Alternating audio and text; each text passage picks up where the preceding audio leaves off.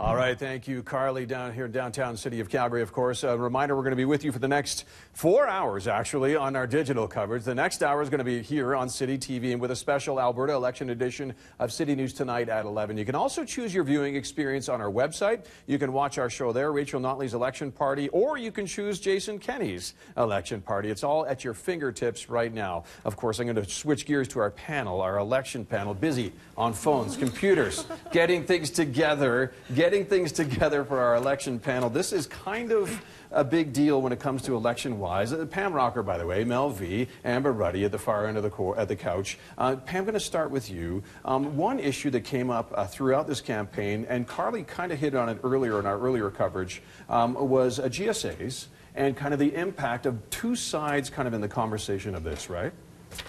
Yeah, I think, you know, it's kind of sad because I feel like the safety of queer youth in particular has sort of been used as a talking point. And I can imagine as a queer youth, if I was here 20, 25 years ago, that it would feel really scary to hear my rights debated when you sort of maybe feel like you got a few wins along the way in the past 4 years. And so that concerns me, not only because of the possible rollback of Bill 24, but also because of just, you know, hearing your rights debated is really scary. And when you're already dealing with being somebody that's part of a minority population, I'm really concerned about what that does for queer youth. I bet. And Mel V, just to touch on that, what Pam was just saying, if you're hearing your rights debated and you feel you have a little say in it, that must be super frustrating. Well, I think for me, one of the most difficult things, so I'm a spoken word artist, one of my hats that I wear, and having voice is so critical to what I do. And having voice is so critical to identity formulation and to personhood.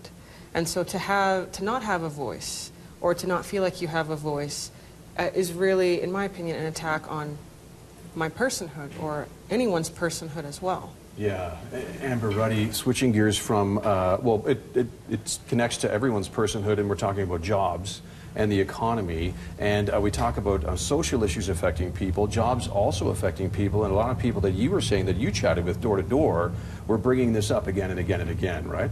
Well, the fact that so many people were at home during the day when we tried to have those conversations is something that definitely struck a nerve.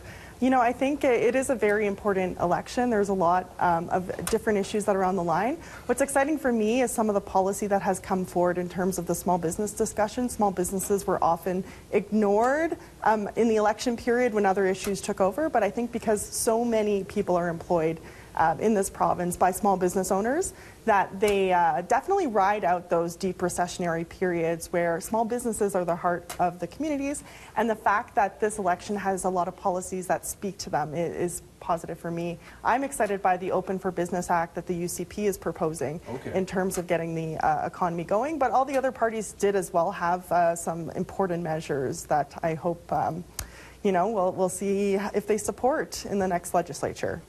Both chambers of commerce, the Edmonton and Calgary chambers of commerce, teamed up with a message, and they wanted everyone to take emotions out of their votes and to vote policy. Do you think that's a good kind of adage to follow?